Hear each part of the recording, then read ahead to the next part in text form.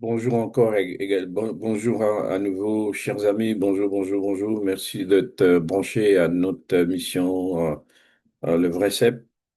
Concernant le leadership, nous présentons Get in Touch Leadership. C'est une non-profit organisation qui est basée aux États-Unis. Qui sommes-nous? Nous sommes une organisation à but lucratif, à but non lucratif qui rassemble des personnes qui réfléchissent au leadership politique. Et donc, notre vision, nous existons bien évidemment pour rétablir un leadership efficace et responsable en Afrique. Et nous avons pour mission de soutenir, d'équiper, de promouvoir la formation au leadership et à l'engagement citoyen de la jeunesse africaine dans son intégralité. Quelles sont nos stratégies? Comment est-ce que nous accomplissons notre mission? Nous planifions de cours de formation internes hebdomadaires pour affiner et confirmer notre leadership personnel. Très important. Nous organisons régulièrement diverses activités et cadres, notamment des conférences, des réunions, des débats, des forums, des symposiums, des réflexions avec les dirigeants et les experts qualifiés. Alors donc le sujet qui nous met ensemble aujourd'hui, c'est quelles sont les idées qui sont évitées ou ignorées dans le débat politique de l'élite africaine. L'élite africaine en général, on pourrait parler de l'élite congolaise, mais on pourrait parler également par extension de l'élite africaine. Comprenant que la géopolitique est assez immense, donc ça me pousse à avoir une vue d'ensemble par rapport à tout ce qui se passe dans le monde, dans les Amériques, en Europe, et en Asie, en Australie, un petit peu partout en Afrique. Donc nous avons besoin de scanner, voir la situation dans son ensemble. Et ceci pourra bien évidemment nous permettre d'avoir une température assez juste pour pouvoir comprendre les événements, les cours des choses dans la manière dont elles se déroulent actuellement euh, dans ce siècle présent où nous sommes. Alors donc, du point de vue occidental, je m'appelle Dr. Passiani, je suis pasteur, donc nous allons d'abord aborder cette problématique sous un angle spirituel. C'est pour cette raison que je vais vous demander de prendre ou de noter la référence. Hein. Donc, dans Apocalypse, c'est le dernier livre de la Bible, Apocalypse 2, nous lirons du quatrième au cinquième verset. Très important. Et donc, alors, si je me permets de lire, mais ce que j'ai contre toi, c'est que tu as abandonné ton premier amour. Souviens-toi donc d'où tu es tombé, répands-toi et pratique tes premières œuvres, sinon j'en viendrai à toi et j'ôterai ton chandelier de sa place, à moins que tu ne te répandes. Euh, le mot-clé ici, c'est que ce que j'ai contre toi, c'est que tu as abandonné ton premier amour. Ce que je pourrais avoir contre moi-même, contre mon peuple, contre l'élite intellectuelle africaine ou par extension congolaise ou autre, c'est que il a abandonné son premier amour. Son premier amour, c'est la mère patrie, c'est le continent africain, c'est toutes les terres congolaises, toutes les terres africaines et leur dignité, leur souveraineté, leur indépendance. Mais ce que nous avons à dire aujourd'hui, c'est que moi, personnellement, j'ai contre nous, contre tout l'ensemble de l'élite, c'est parce qu'il a abandonné l'essentiel, en fait. L'essentiel, d'abord, si nous appelons les gens intellectuels, nous n'allons pas rentrer dans la considération conceptuelle ou dans la compréhension de mots. Peut-être on pourra le faire très prochainement. Mais les plus importants qui nous intéressent aujourd'hui, c'est le fait que, le fait que nous sommes africains, mais nous sommes en train de rater l'essentiel. Donc, si nous nous référons aux intellos selon le modèle du siècle des Lumières, ce qu'ils avaient analysé, allez jeter un coup d'œil dans l'histoire de ce mouvement, vous allez comprendre quelle était leur vision, leur but. Mais ils ont développé beaucoup de concepts, dont au niveau philosophique, au niveau politique et dans beaucoup de domaines, qui ont pu être comme le déclencheur de la révolution au niveau de la France et même au niveau de l'Europe. Donc, les intellectuels, si l'élite africaine a oublié quelque chose, c'est il ne s'est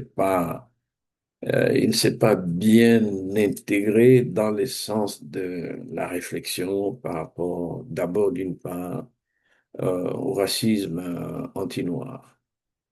Est-ce que l'élite a pu déjà, depuis que nous subissons, ça fait 5 siècles d'injustice, de rejet, de racisme, est-ce que, dites-moi quelque part, l'élite a pu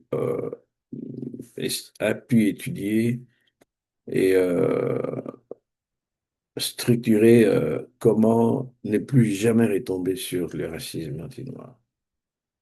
Tout le monde se plaint un peu partout, tout le monde crie, mais au final, s'il n'y a pas d'antidote, il n'y a pas de remède par rapport à ça. Rien ne va se faire.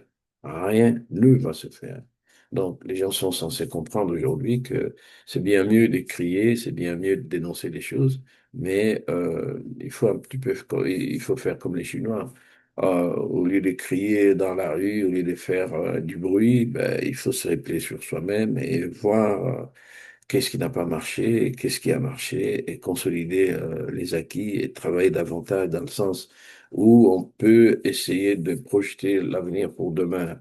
Aujourd'hui, on est ce qu'on est, mais dans 20 ans, dans 100 ans, qu'est-ce qu'on sera? Est-ce que il y a eu quelque part où on a fait cette réflexion et surtout des propositions par rapport à comment stopper ces virus qui est les racismes anti-noirs? Oui. Alors, est-ce que l'intellectuel a pu déjà analyser ou faire des propositions par rapport à toute forme de dérive autoritaire à l'international? Est-ce que vous avez, Africain, as-tu déjà réfléchi? Et on nous parle de développement de la démocratie, mais en fait, quand vous regardez en France, euh, c'est des slogans, c'est des vœux pieux, parce que s'il faut que les gens ils aillent à voter, ben, les tyrans qui est placé au-dessus du pays, il veut même pas entendre la voix des urnes. Euh, les députés socialistes au niveau de la législature, ils ont dans leur collège, euh, ils ont pu avoir le maximum de voix pour pouvoir être au Parlement et même au gouvernement. Mais la dérive autoritaire de Macron a fait que, bon, les gagnants, ils se sont retrouvés au garage, les perdants, ils se sont retrouvés à la manette des commandes pour travailler. Vous avez vu la crise qu'il y a eu, 2 ou 3 ministres qui ont coulé, le pays a été comme kidnappé. Pourquoi? Parce que est-ce que l'Africain a pu déjà faire des propositions par rapport à ça, dérive autoritaire à l'international? Ce sont les mêmes gens qui sont en train de prêcher les contraires de ce qu'ils ils enseignent. Mais maintenant, comment est-ce que vous, en tant qu'Africain, vous serez en mesure de les contredire? Pas en criant dessus, mais par, de, par des propositions, surtout des lois. Très important, des lois. Qu'est-ce que vous faites? Quand on parle de 2 poids, 2 mesures, quand on voit la situation de la Palestine, on voit la situation de la RDC, on voit la situation de l'Ukraine. 2 poids, 2 mesures. Quand il s'agit de la Palestine, on ferme les yeux. Quand il s'agit du Congo, on ferme les yeux. Mais quand il s'agit de l'Ukraine, tout le monde est présent, tout le monde court vite fait. Est-ce que vous, Africains, vous avez déjà travaillé pour pouvoir dire que, bon, vous êtes un agent du 2 poids, 2 mesures maintenant parce que vous avez un cœur qui chavire de part en part.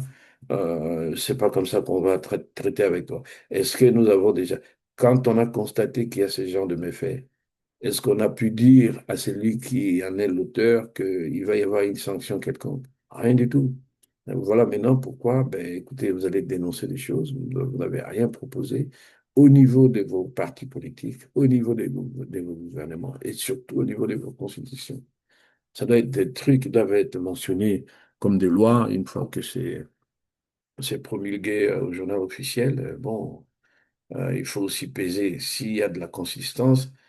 Bon, pourquoi ne pas être à mesure de pouvoir téléguider vos lois, vos règlements à l'international pour que ça puisse avoir un effet d'extraterritorialité un petit peu à l'américaine. Vous pouvez le faire. Et ils agissent dans l'extraterritorialité, c'est-à-dire une fois que c'est les gouvernements américains, les parlements, les congrès américains a voté, et puis le reste, tout le monde doit se plier. Ça a une force exécutoire non contestable. Et vous allez le blâmer, mais qu'est-ce que vous faites? Est-ce que vous avez... Et ça passe par le mind, vous réfléchissez. Alors, il y a des points comme ça au niveau de la géopolitique qui devaient intéresser grand monde, qui devaient intéresser les Africains. Mais quand il y a des sujets qui sont posés à l'international, ben c'est comme si, bon, ça n'intéresse pas grand monde, ça intéresse les autres, pas nous, alors que tout ce qui se fait a un impact, une incidence au niveau de la politique de l'Afrique. Oui. Qu'est-ce que les intellos, ils peuvent proposer? La loi agraire russe donne aux seuls Russes il leur donne droit d'être seuls propriétaires de terres russes. Ça, c'est la loi de la Russie. Est-ce que vous, en tant qu'Africain, vous avez déjà pensé à protéger vos terres dans le cadre d'une certaine politique agraire pour pas que ça soit comme en Afrique du Sud où 10% de la population détiennent 90% des terres, où Mugabe, il a été frappé d'un tel traitement, il a été obligé de changer la donne, il a renversé la table. Est-ce que vous pouvez proposer des choses au Congo, la loi Bakajiga, l'État, c'est le propriétaire des terres. Est-ce qu'aujourd'hui, c'est la vérité? Une partie des terres congolaises a été, une partie de ces terres ont été bazardées, ont été vendues comme ça. Mais quelles sont les propositions qui sont faites? La Russie, euh, avec la loi agraire de son pays, ne donne droit qu'aux Russes d'être propriétaires. C'est pas sorcier. Vous n'avez pas besoin d'avoir un complexe d'infériorité pour dire, oh, les Américains, les Français, ils vont dire quoi? Qui circulent, ils n'ont rien à voir par rapport à ce que vous pouvez faire. Alors, donc, des points à l'international. La menace militaire sur l'Afrique par l'oligarchie française, qui veut se rendre maître du néocolonialisme français occidental. Qu'est-ce que les Africains? Qu'est-ce que vous proposez contre cette menace? J'entends, il y a beaucoup de gens qui vont à YouTube, beaucoup de gens qui crient, mais quelles sont les propositions?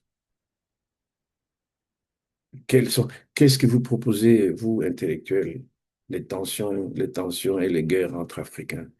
Quand le Rwanda vient massacrer plus de 20 millions de gens au Congo pendant 30 ans, Congolais, qu'est-ce que tu proposes? Toi, Gabonais, qu'est-ce que tu proposes? Est-ce que vous avez pu y réfléchir sur des sujets comme ça dans vos partis politiques pour que, bon, du jour au lendemain, ça passe par le Parlement et que ce soit voté comme des lois? Est-ce que vous pensez que quelqu'un il va venir balayer à la devanture de votre porte? C'est pas possible. Personne ne va rien faire pour toi si toi-même tu t'y prends pas. Ni la sécurité de ton pays, ni quoi que ce soit. Personne ne va rien faire pour toi. Donc il faut bien le savoir. Donc aujourd'hui, nous avons besoin de comprendre ces choses. Ce sont des réalités, ce sont des réalités qui ne doivent pas être négligées. Tu es un télo, mais c'est très bien. Les États-Unis ont détruit l'économie allemande, la première puissance européenne. Qu'est-ce que toi, Africain, tu dis? Qu'est-ce que tu proposes? Ou tu dis que ça ne m'intéresse pas? Si l'Amérique peut détruire l'économie allemande, ce sont des Blancs, hein, pour parler franc comme ça. Et toi, tu penses que tu vas être épargné de tout ça. Les États-Unis avaient pour but de détruire la Russie et l'Europe. Ils ont échoué avec la Russie et ils ont réussi avec l'Europe. Qu'est-ce que ça t'édifie? Est-ce il y a des débats qui sont organisés sur ce sujet pour comprendre comment les choses évoluent? Oui. Et quand les partis politiques en France disent que la France n'a pas un pouvoir souverain, parce que hypothéqué au niveau de l'Union. Maintenant, quels sont les débats? Toi, en tant qu'Africain, qu'est-ce que tu dis en fonction de ça? Quelles leçons tirer par rapport à tout ça? Oui. L'OTAN, une faible alliance militaire, mais une bonne organisation politique. Alors maintenant, est-ce que vous avez essayé de faire des études sur l'OTAN et pour comprendre comment éviter cette machine ou euh, monter un truc de cette nature sur les continents africains pour que ça fasse aussi poids égal par rapport à une situation donnée? Quels sont les points de vue? Est-ce qu'il y a des débats qui se font quand les éléments français, américains opposaient la politique étrangère, enfin, la politique étrangère française et du Moyen-Orient? Est-ce qu'il y a des débats sur la souveraineté politique, économique et financière, diplomatique, monétaire de l'Afrique?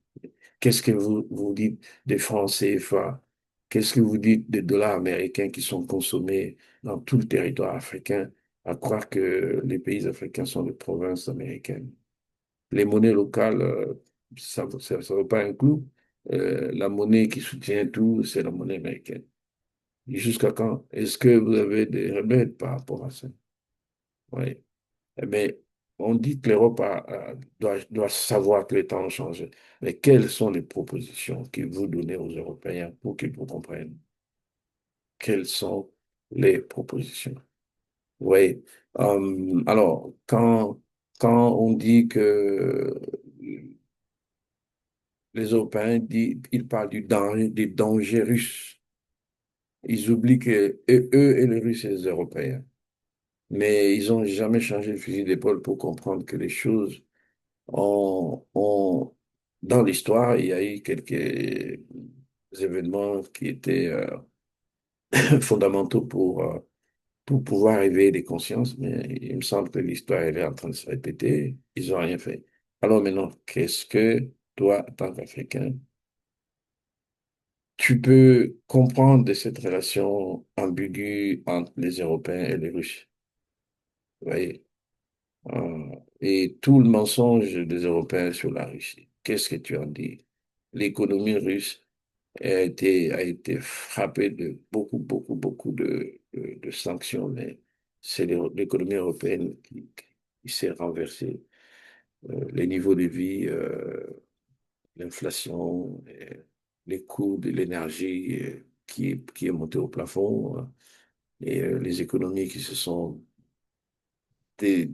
désintégrés jusqu'au point où les Allemands, ils ont pensé pouvoir aller implanter leurs usines aux États-Unis parce qu'on leur a proposé du gaz pas cher et que bon, aujourd'hui, c'est une grande confusion. Est-ce qu'il faut que ça continue ou ça continue?